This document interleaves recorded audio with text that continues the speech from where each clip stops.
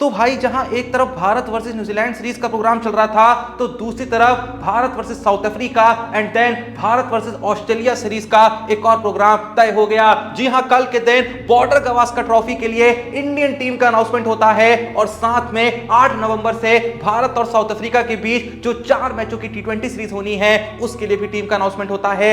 सबसे पहले अगर बात करें भारत और साउथ अफ्रीका के बीच खेले जाने वाली टी20 सीरीज की, तो वो टीम में हमें देखने को मिलते हैं Surya Kumar Yadav as a captain, then है उनके बाद Abhishek Sharma, Sanju Samson as a wicket keeper, Rinku Singh, Tilak Varma, Jitesh Sharma as a second wicket keeper, Hardik Pandya, Axar Patel, Ramandeep Singh, Varun Chakravarthy, Ravi Bishnoi, Arshdeep Singh, Vijay Kumar व्यशक, आवेश खान और यश दयाल। इन 4 मैचों की टी20 सीरीज की टीम अनाउंसमेंट के साथ बीसीसीआई ने 2 इंपॉर्टेंट नोट्स भी जारी किए। पहला नोट यह था कि मयंक यादव और शिवम दुबे को इस टीम में इसलिए जगह नहीं दी गई है क्योंकि दोनों ही इंजरी से गुजर रहे हैं।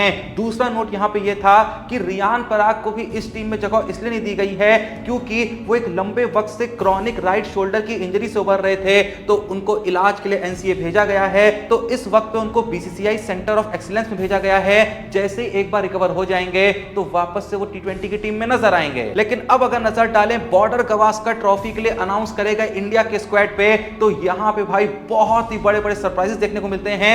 बहुत ज्यादा बड़े सरप्राइज भी नहीं, मोस्ट ऑफ द प्लेयर्स वही हैं जो कि इंडिया वर्सेस न्यूजीलैंड सीरीज में खेल रहे हैं, लेकिन कुछ नाम यहां पे जरूर चौंकाते हैं। रोहित शर्मा इस स्क्वाड के कैप्टन हैं, बुमराह वाइस कैप्टन हैं, उनके अलावा यशस्वी जायसवाल को एज एन ओपनर शामिल किया गया है, अभिमन्यु ईश्वरन को यहां पे मौका मिला है एज ए रिजर्व ओपनर। उसके अलावा टीम में शुभमन गिल हैं, विराट कोहली हैं, केएल राहुल को भी भाई स्क्वाड में शामिल करा गया है। इतना भी भरोसा अभी केएल राहुल से नहीं उठा है कि उनको स्क्वाड से ही बाहर कर दें। जी हां, KL Rahul border Gavaskar trophy में जा रहे हैं। उनके अलावा ऋषभ पंत ऐसा विकेट कीपर शामिल करे गए हैं, सरफराज खान को ही मौका मिला है, Dhruv Jurel as a second wicket keeper जा रहे हैं। बात करें बॉलर्स की तो रविचंद्रन अश्विन है, रविंद्र जडेजा हैं, मोहम्मद सिराज हैं, आकाशदीप हैं, प्रसिद्ध कृष्णा को मौका मिला है, हर्षित राणा को भी स्क्वाड में शामिल करा गया है। उसके अलावा नीतीश कुमार रेड्डी का नाम भी यहां पे दिखाई देता है एंड वॉशिंगटन सुंदर को भी इस बॉर्डर गावस्कर ट्रॉफी में शामिल करा गया है। रिजर्व में मुकेश कुमार हैं, नवदीप सैनी हैं और खलील अहमद हैं। मतलब बॉर्डर गावस्कर ट्रॉफी के इस स्क्वाड की जो इंपॉर्टेंट हाइलाइट्स हैं वो कुछ इस प्रकार हैं कि मोहम्मद शामी को बॉर्डर गावस्कर ट्रॉफी के स्क्वाड में शामिल नहीं करा गया है।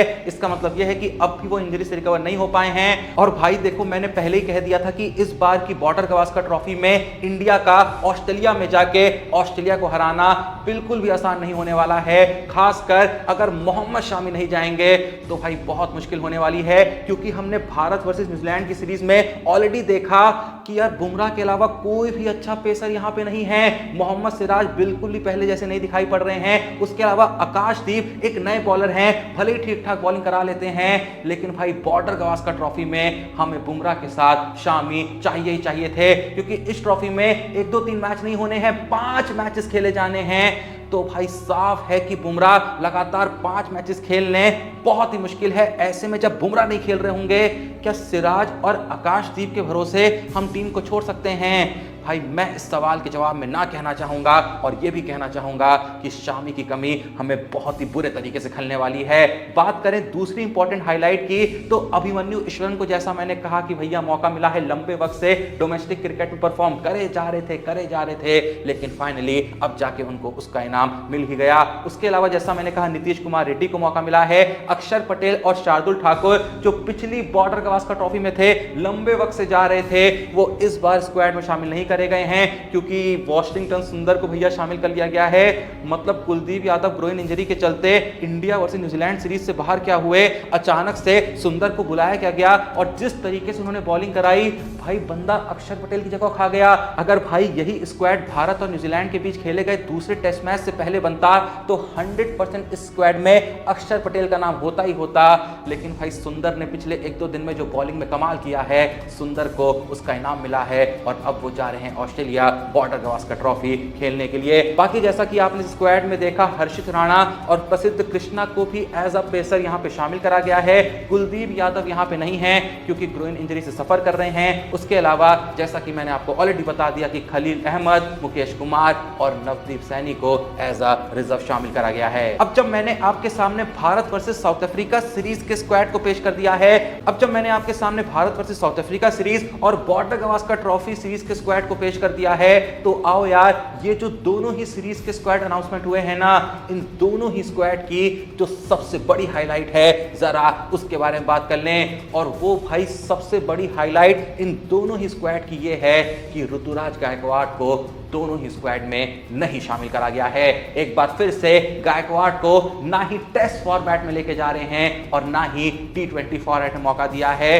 भाई इस वक्त पे कोई भी इस बात का जवाब नहीं दे सकता है कि आखिर ऋतुराज गायकवाड़ गलत क्या कर रहे हैं। उस बंदे को आप दिलीप ट्रॉफी में भेजते हैं, कप्तान बनाते हैं। उस बंदे को आप ईरानी ट्रॉफी में भेजते हैं, कप्तान बनाते हैं। उस बंदे को आप रणजी ट्रॉफी में भेजते हैं, कप्तान बनाते हैं। उस बंदे को आप इंडिया ए टीम का कप्तान हर बार बनाते हैं। जहां भी इंडिया ए टीम भेजते हैं उस बंदे को आप एशियन गेम्स में भेजते हैं इंडियन टीम के साथ, वहां भी उसको कप्तान बनाते हैं। लेकिन आपका सोचना यह है कि वो बंदा एज अ प्लेयर कहीं भी जगह डिजर्व ही नहीं करता है। या तो वो आपका डोमेस्टिक क्रिकेट में हर जगह कप्तान बनता है, या तो वो आपका इंडिया ए का कप्तान बनता है, लेकिन असल में वो टीम में जगह ही डिजर्व नहीं करता है। भाई यहां पे अगर तुम्हें लग रहा है कि मैं हवाई बातें कर रहा हूं, बस भावनाओं में बह के कुछ भी बोल रहा हूं, तो भाई मेरा कोई पर्सनल रिश्ता नहीं है ऋतुराज गायकवाड़ के साथ, और ना ही मैं बहुत ही कोई कट्टर फैन हूं सीएसके का कि मैं पागल हो रहा हूं और हूंगा भी फैन। तो गायकवाड़ कोई ऐसे बहुत बड़े प्लेयर तो है नहीं कि मैं उनका फैन बन गया हूं, लेकिन बंदा लगातार परफॉर्म कर रहा है। जो भी भाई पिछले कुछ मौके मिले इंडियन टीम के लिए, वहां भी बंदा चल के आया है। तो किस बेसिस पे, किस वजह से आप उसको खिला नहीं रहे हैं? आओ यार, अगर तुम्हें अब भी लग रहा है कि मैं कुछ भी बोल रहा हूं तो जरा सा नंबर्स में बात कर लेते हैं। अगर गायकवाड़ की पिछली कुछ परफॉर्मेंसेस देखें तो भाई सबसे पहले अगर बात करें आईपीएल 2024 की, ये सबको पता है कि गायकवाड़ की आईपीएल हर बार कमाल की जाती है। तो वैसे ही कमाल की आईपीएल पिछली भी गई थी, जहां 14 मैचों में 53 की औसत और 141.16 की स्ट्राइक रेट के साथ वो 583 रन मार के आए थे। उसके बाद जब वो महाराष्ट्र लीग में गए तो वहां 8 इनिंग में 52.17 की औसत और 164.74 की स्ट्राइक रेट के साथ 313 रन जड़ के आए। एंड देन जब बारी आई भारत वर्सेस जिम्बाब्वे सीरीज की, जब उनका इंडियन टीम में सिलेक्शन हुआ, जो सीरीज असल में उनकी आखिरी सीरीज थी जो उन्होंने इंडिया के लिए खेली, वहां भाई 3 इनिंग खेली, 133 रन मारे, 66.50 की एवरेज रही और स्ट्राइक रेट 158.33 की रही। और भाई इस सीरीज में गायकवाड़ को एक भी मैच में ओपनिंग के लिए नहीं भेजा गया, हमेशा उनको उस पोजीशन पे भेजा गया जहां असल में वो इतना खेलते भी नहीं हैं, लेकिन उसके बावजूद भी भाई साहब की एवरेज 66.50 की रही थी और स्ट्राइक रेट 158.33 की रही थी। एंड उस सीरीज के बाद गायकवाड़ को भाई इंडिया के लिए खेलने का मौका ही नहीं मिला है। पर मैं बता दूं कि इंडिया वर्सेस जिम्बाब्वे सीरीज के बाद जब वो दिलीप ट्रॉफी में गए तो वहां उन्होंने 6 पारियां खेली, जिनके स्कोर्स कुछ इस प्रकार थे: 17 run, 44 run, 58 run, 62 run, 5 run और 46 रन। यहां भी गायकवाड़ लगभग हर मैच में कंट्रीब्यूट कर रहे थे।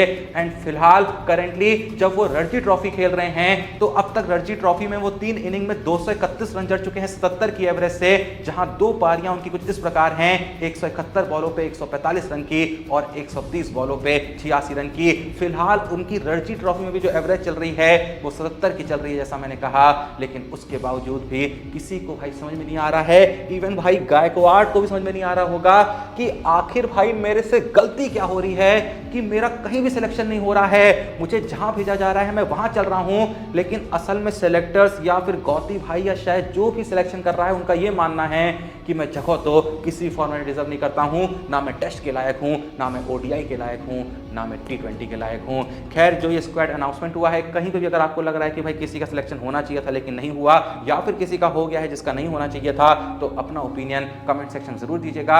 और बॉर्डर गवास्कर ट्रॉफी के स्क्वाड को देख के क्या लगता है, क्या हम एक बार फिर से ऑस्ट्रेलिया में जाके ऑस्ट्रेलिया को हरा पाएंगे? जो भी आपका ऑनेस्ट ओपिनियन है कमेंट सेक्शन में मेंशन करिएगा, वीडियो को लाइक करिएगा, चैनल को सब्सक्राइब करिएगा। मिलते हैं नेक्स्ट वीडियो में, तब तक के लिए जय हिंद, धन्यवाद।